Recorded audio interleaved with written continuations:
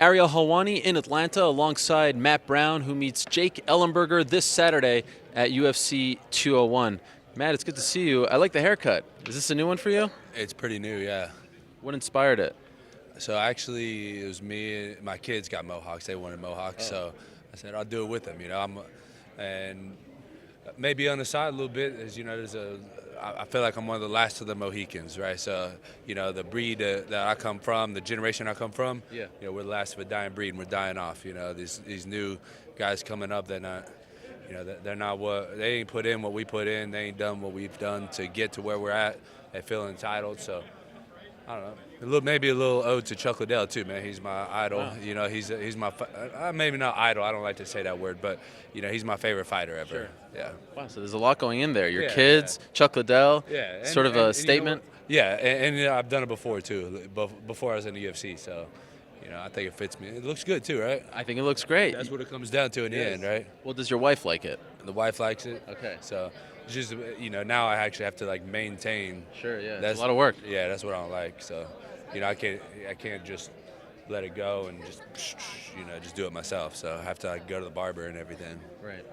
Bit of a different vibe going into this fight than your last fight. It was pretty hostile prior to your last fight. The weigh-in, flipping them off, getting pretty much beat up on the way to the fight, an incident after the fight. Is it a little more calm this time around? For sure, yeah. But, it didn't – none of that stuff affected me at all either. Yeah. I mean, Demian did what he did because he's that good, and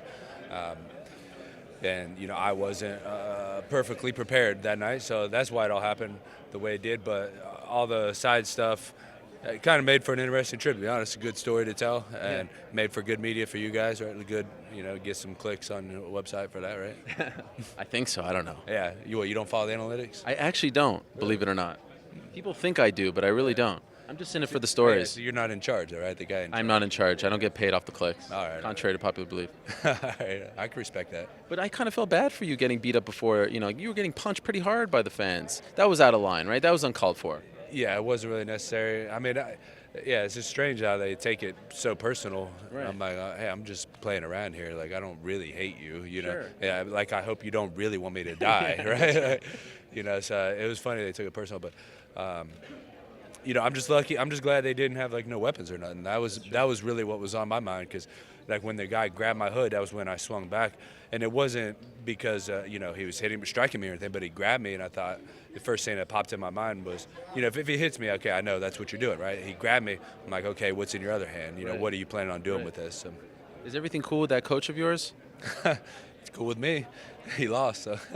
Okay, so is it fair to say it's been squashed, or is this something that's ongoing in your life? Look, I squashed it a long time ago. You know what I mean? This was something that I put to the side.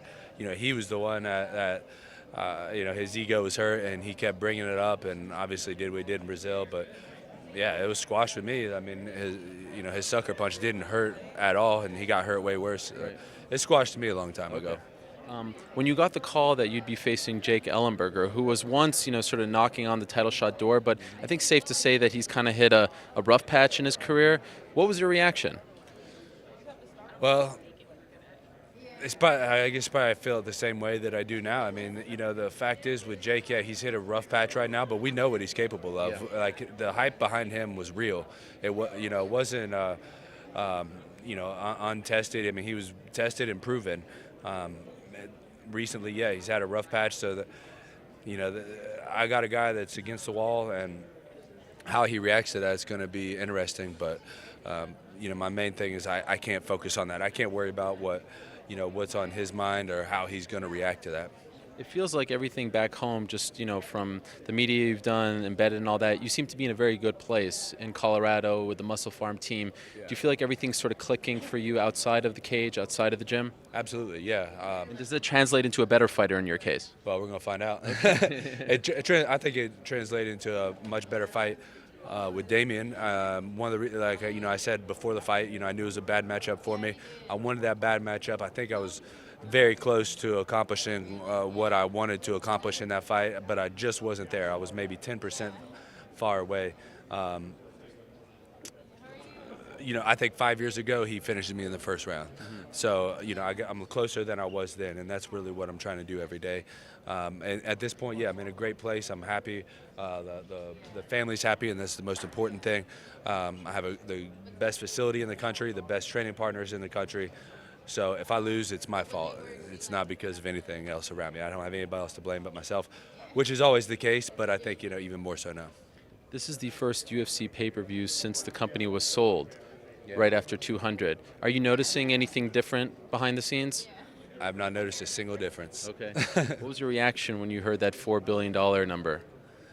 Man, I was like, God, if I only had $4 billion. Yeah. Man, I maybe I should start a GoFundMe is what I was thinking. But, yeah.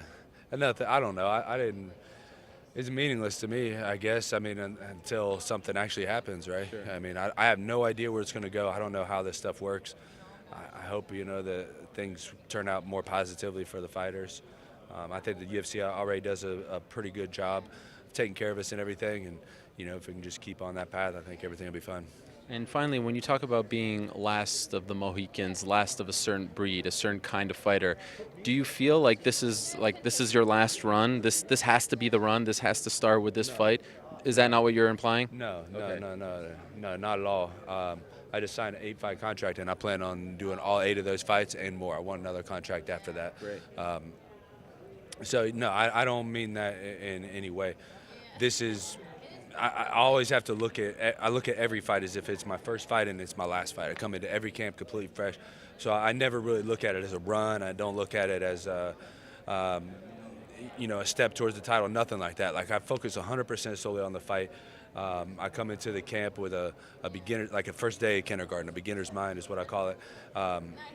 You don't know anything. You don't know what's going to happen. You don't just completely open mind. I walk into the fight as if this is the last day of my life. This may be, I may not, which is actually, a possibility, right? I mean, it is a very, very slim possibility, but it actually is a possibility. It could be my last fight. It could be, I could break my back out there, my neck, or ACLs. You know what I mean? You never know. So it is a legitimate possibility. So I have to be comfortable with that worst case scenario. Understood. Good to see you. Absolutely. I like the new hair. Best of luck on Saturday. Thanks for having me.